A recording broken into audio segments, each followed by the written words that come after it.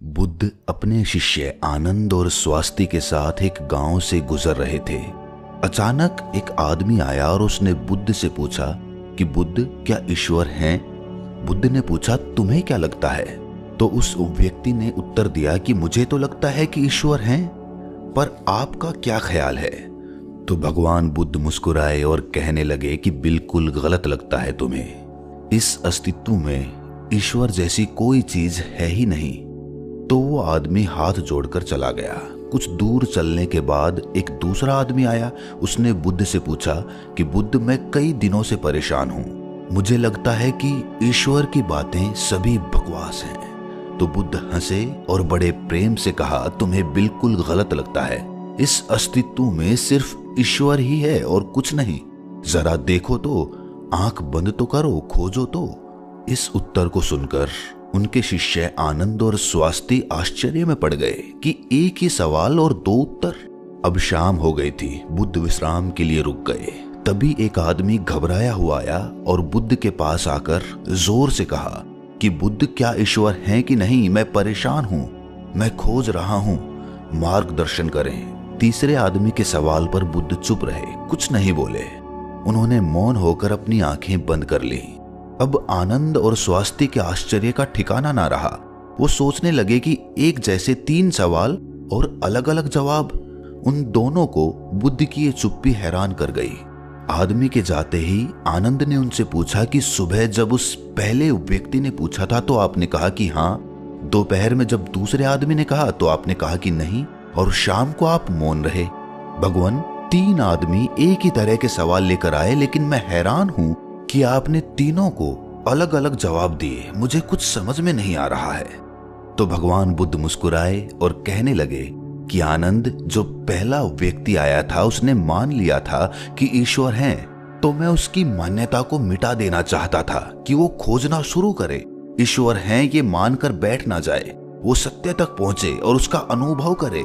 और दूसरे व्यक्ति ने भी मान लिया था कि ईश्वर की बातें कोरी बकवास है। मैंने उसकी धारणा को भी मिटा दिया ताकि वो भी खोजे कि ईश्वर है कि नहीं। और तीसरा आदमी अभी संशय में था, वो खोज रहा था, इसीलिए मैं मौन रह गया।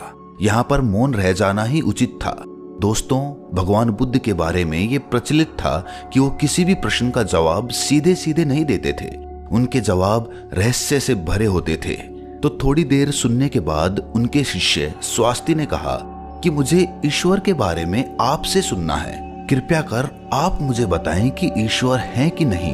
आप ईश्वर को मानते हैं कि नहीं? और इसके साथ ही मैं आपसे अनुरोध करता हूं कि आप मेरे इस प्रश्न का सीधा सीधा उत्तर दें। तो भगवान बुद्ध मुस्कुराए और कहा कि ठीक है, मैं उत्तर देता हूं, पर उससे पहले मैं तुमसे कुछ पूछना चाहता हूं। पहले इन प्रश्नों का जवाब तुम मुझे दो। स्वास्थ्य ने कहा कि बिल्कुल बुद्ध, आप पूछिए। तब बुद्ध ने पूछा कि तुम सूर्य को मानते हो? तब स्वास्थ्य ने बुद्ध की तरफ आश्चर्य से देखा और कहा कि बुद्ध, ये किस प्रकार का प्रश्न है? ये तो कोई बालक भी बता देगा। सूर्य तो साक्षात प्रकट होता है, सबको प्रकाश और ऊर्जा देता है। हम सभी का जीवन उसी पर आधारित होता है, वो तो साक्षात है।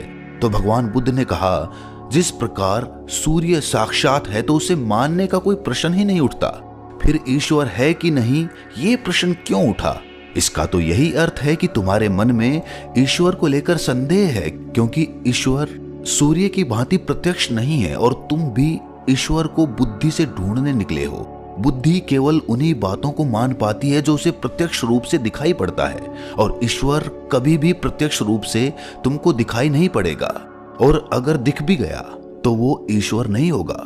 ईश्वर को मानते हैं कि नहीं मानते, असल में ये प्रश्न ही गलत है, और गलत प्रश्न का सही उत्तर भला कैसे दिया जा सकता है? और यदि किसी प्रकार दिया भी जा सकता है तो वो उत्तर भी इस प्रश्न की भांति गलत ही होगा। स्वास्थ्य द्विधा में पड़ गया। उसने कहा, बुद्ध, मुझे कुछ समझ नहीं आ रहा। तब भगवान बुद्ध ने कहा कि ईश्वर को माना नहीं जा सकता, बल्कि ईश्वर को जाना जा सकता है। अगर तुम्हारा प्रश्न ये होता कि मैं ईश्वर को जानना चाहता हूं, तब मैं तुम्हारी मदद कर सकता था। इस संसार में कुछ भी मानने वाले लोग जानने से चूक जाते हैं, उनका विकास रुक जाता है। जिनका स्वयं का कोई बोध नहीं होता, वो सत्य क्या है कभी नहीं जान पाते। जान केवल वही पाता है जो निरंतर खोज रहा है। जानने की यात्रा थोड़ी मुश्किल है, लेकिन मानना बहुत आसान है। मानने में ना कोई खर्च है, ना कोई परिश्रम। किसी ने कह दिया, किसी ने आपको समझा दिया, बुद्धि संतुष्ट हो गई और आपने मान लिया। लेकिन मानकर रुक जाने वाले लोग इस संसार के सबसे अभागे प्राणी हैं। बोध के बिना ज्ञान व्यर्थ होता है। तो अगले दिन सुबह वही जिज्ञासु जिसके प्रश्न पर बुद्ध शांत मौन हो गए थे, फिर से आए और उसने बुद्ध से प्रश्न किया कि हे बुद्ध, आप शाम को मौन हो गए थे। मेरे जीवन का एक ही लक्ष्य रहा है कि ईश्वर को खोज लूं, वो कहाँ है, कैसा है, उनसे ब्रह्म ज्ञान की प्राप्ति कर लूं। और मैंने सुना है कि आपको ब्रह्म ज्ञान उपलब्ध हुआ है, तो आप अवश्य ही ईश्वर से मिले होंगे। तो क्या आप ईश्वर की खोज में मेरी सहायता नहीं करेंगे? तो बुद्ध ने कहा, जिसे तुम खोज रहे हो उसे तुमने कहां कहां खोजा? तो वो जिज्ञासु बोला, बुद्ध, मैंने सभी तीर्थ, सभी मंदिर और पूरी दुनिया का भ्रमण किया। यज्ञ, हवन, बड़े बड़े अनुष्ठान सब पूरे किए। मैंने वो सभी कार्य किए जो मुझे ईश्वर प्राप्ति के लिए कहे गए थे, लेकिन फिर भी मुझे आज तक ईश्वर नहीं मिले। तब मुझे किसी ने बताया कि आपको परम ज्ञान उपलब्ध हुआ है, इसका मतलब आपने ईश्वर को जरूर देखा होगा। तो क्या आप मेरी सहायता करेंगे? बुद्ध ने कहा, मेरा एक सफेद मोती खो गया है, मैं उसी को खोज रहा हूं। क्या तुम मेरी सहायता कर सकते हो? वो जिज्ञासु बोला, हाँ, मैं बिल्कुल कर सकता हूं। मैं अभी आपका मोती खोज कर दे देता हूं। वो मोती ढूंढने लगा। धीरे धीरे समय बीतता जा रहा था। काफी समय ढूंढने के बाद भी मोती नहीं मिला। तो वो बुद्ध के पास गया और बोला, मैंने बहुत ढूंढा, लेकिन वो मोती मुझे नहीं मिला। ये सुनकर बुद्ध ने कहा कि वो मोती अगर तुम मुझे ढूंढ कर दे दोगे तभी मैं तुम्हारी कोई सहायता करूंगा। क्या तुम्हें तुम्हारे सवालों का जवाब नहीं चाहिए? तो वो जिज्ञासु फिर से मोती ढूंढने लगा, लेकिन काफी समय बीत जाने के बाद वो बुद्ध के पास आकर बोला कि आप ठीक से याद करके बताइए कि मोती कहाँ खोया था। तो भगवान बुद्ध ने मुस्कुराते हुए कहा, वो मोती तो मेरी कुटिया में खोया था। तो वो आदमी बहुत झुंझला गया और कहने लगा कि आप मुझे मूर्ख बना रहे हैं। आप केवल ज्ञानी होने का ढोंग करते हैं। आपको इतना नहीं पता कि जो चीज कुटिया में खोई है वो बाहर कैसे मिल सकती है? वो कुटिया में ही मिलेगी। आपको उसे वहीं खोजना चाहिए था। तो बुद्ध मुस्कुराते हुए बोले, मैं भी तो तुम्हें यही समझाना चाहता हूं। जो चीज तुम्हारे भीतर खो गई है वो चीज तुम्हें बाहर कैसे मिलेगी? तुम कई वर्षों तक बाहर खोजबीन करते रहे, लेकिन एक पल के लिए भी तुमने अपने भीतर खोजा? अपने अंदर खोजो, तब तुम्हें ज्ञान मिलेगा। ये सुनकर जिज्ञासु बोला, हे बुद्ध, आपकी बात तो मैं समझ गया, लेकिन अभी भी मैं ये नहीं समझ पा रहा हूं कि मैं अपने अंदर क्या खोजूं। बुद्ध बोले, तुम अपने ईश्वर को खोजना चाहते हो ना, पर क्या तुमने कभी अपने आप को खोजा है? जिज्ञासु बोला, बुद्ध, मैं अपने आप को जानता हूं। मैं अपना नाम, पद, काम, परिवार, जब से मैंने जन्म लिया है तब से ये सभी चीजें जानता हूं। मैं कुछ भी नहीं भूला हूं। तो फिर मुझे और क्या जानने की जरूरत है? मैं क्या जानूं? तब बुद्ध ने कहा, अभी बताओ, इस समय तुम्हारे सबसे नजदीक कौन है? जिज्ञासु बोला, इस समय तो आप ही मेरे नजदीक हैं। बुद्ध ने कहा, उससे भी ज्यादा नजदीक कौन है? उसने कहा, आपसे ज्यादा नजदीक तो हवा है। बुद्ध ने कहा, हवा से ज्यादा नजदीक क्या है? जिज्ञासु सोचकर बोला, हवा से ज्यादा नजदीक तो मेरे वस्त्र हैं। तब बुद्ध ने कहा, और इन वस्त्रों से ज्यादा नजदीक क्या है? तब जिज्ञासु बोला, इससे ज्यादा नजदीक तो कुछ भी नहीं है। तब बुद्ध ने कहा, अपनी आंखें बंद करो, बिल्कुल शांत होकर अपने भीतर खोजो, तुम्हारे भीतर क्या है। विचारों को हटा दो और ध्यान दो, तुम्हारे नजदीक क्या है। थोड़े समय बाद बुद्ध उससे पूछते हैं, तुम्हारे सबसे नजदीक क्या है? जिज्ञासु बोला, पहले ऐसे लगा मेरी सांसें मेरे सबसे ज्यादा नजदीक हैं, लेकिन धीरे धीरे मेरी सांसें मुझसे दूर होती चली गईं। फिर मुझे लगा कि मेरी दिल की धड़कन मेरे सबसे ज्यादा नजदीक हैं, और वो भी धीरे धीरे मुझसे दूर हो गई। मैं खुद से ही दूर हो गया। मुझे अलग अनुभव हुआ, मैं कहीं नहीं हूं फिर भी हूं। बुद्ध, मैं इस चीज को अभी भी नहीं समझ पा रहा हूं, ये क्या है? बुद्ध मुस्कुराए और कहने लगे कि अब तुम सही खोज कर रहे हो। शीघ्र ही तुम्हें तुम्हारा मोती मिल जाएगा। वो जो तुम्हें समझ नहीं आ रही थी वो समझ आ जाएगी। ये सुनकर जिज्ञासु ने बुद्ध से अपनी अभद्रता के लिए माफी मांगी और उनका आभार व्यक्त किया कि आपने मुझे ज्ञान का रास्ता दिखाया। तो ईश्वर को मानो नहीं, जानो। जब तुम ईश्वर को जान जाओगे, उसका स्वाद चख लोगे, तब तुम भी उस बात को किसी को बता नहीं पाओगे, उस ईश्वर की सीधी व्याख्या नहीं कर पाओगे, लेकिन दूसरों को ईश्वर का स्वाद चखाने में मदद कर सकोगे।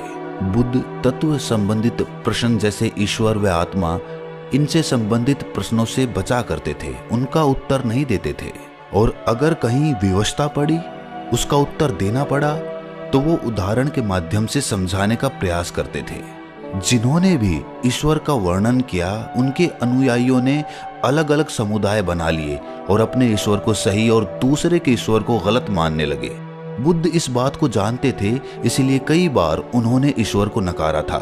उन्होंने ईश्वर को इनकार इसीलिए किया ताकि आपकी प्यास और गहरी हो सके और आप स्वयं उसे जाने। उन्होंने सदैव कहा है कि मेरे या किसी के कहने को मानो नहीं, स्वयं अनुभव करो। दूसरों के कहने या सुनने से धारणा उत्पन्न होती है और धारणा खोज में सबसे बड़ी बाधा होती है। बचपन से ही सभी को सिखाया जाता है कि यही हमारे इष्ट हैं, यही हमारे भगवान हैं, और इसीलिए वो बच्चा जो कि खोजी हो सकता था, जो जिज्ञासु हो सकता था, उसकी जिज्ञासा वहीं पर समाप्त हो जाती है और वो बच्चा जीवन पर्यंत उन कर्म कांडों में लगा रहता है जो कि दूसरों ने उसे बताए थे। वो खुद का मार्ग कभी तलाश ही नहीं पाता। और यही धारणा पीढ़ी दर पीढ़ी हर धर्म में चली आ रही है और इसीलिए ईश्वर को तलाशने वाले लोग बहुत कम बचे हैं।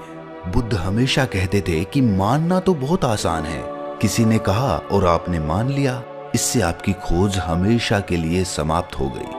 अगर आपको सच में खोजना है तो उसके लिए आपके मन में संशय होना चाहिए। संशय होगा तभी सवाल उठेंगे और सवाल उठेंगे तभी आप किसी को जान पाओगे। वो तो सारी धारणाओं से परे है, क्योंकि धारणा बुद्धि का ही अस्तित्व होता है और बुद्धि से उसे कभी जाना ही नहीं जा सकता। अगर उसे जानना है तो बुद्धि के पार जाना होगा और बुद्धि के पार जाने के लिए आपको अपनी धारणा यहीं पर मिटा देनी होगी। हम अपनी पहचान अपने धर्म, अपने नाम, अपने कुल या अपने परिवार से करते हैं, लेकिन ये सारी पहचान ऊपरी होती है, बाहरी होती है, दुनिया के लिए होती है। लेकिन भीतर से जब हम खुद को झांकते हैं, खुद को पहचानने का प्रयास करते हैं, तो हम ये पाते हैं कि हम खुद से ही अनजान हैं, हम खुद को पहचानते ही नहीं हैं। मैं कौन हूं? यही सवाल अपने आप से बार बार पूछने पर आप अपने भीतर उतरते हैं। रमण महर्षि, जो कि एक बहुत बड़े दार्शनिक हुए हैं, बहुत बड़े संत हुए हैं, वो यही ध्यान अपने शिष्यों से करवाते थे। अपने आप से सवाल करो, अपने मन में ये सवाल उठाओ कि मैं कौन हूं, मैं कौन हूं। और बार बार जब हम ये सवाल अपने आप से पूछते हैं तो हम अपने भीतर उतरते चले जाते हैं, जहां पर हमें अपने वास्तविक स्वरूप के दर्शन होते हैं और वहीं पर हमें परमात्मा या फिर भगवान के दर्शन प्राप्त होते हैं। ईश्वर वहीं पर बसता है। तो दोस्तों, कैसी लगी ये व्याख्या आपको? कमेंट सेक्शन में जरूर बताना। कोई प्रश्न हो तो भी कमेंट्स में जरूर पूछना। तो मिलते हैं अगली वीडियो में। अगर चैनल पर पहली बार हैं तो चैनल को सब्सक्राइब करें, नोटिफिकेशन बेल को प्रेस करें और अपना ख्याल रखें।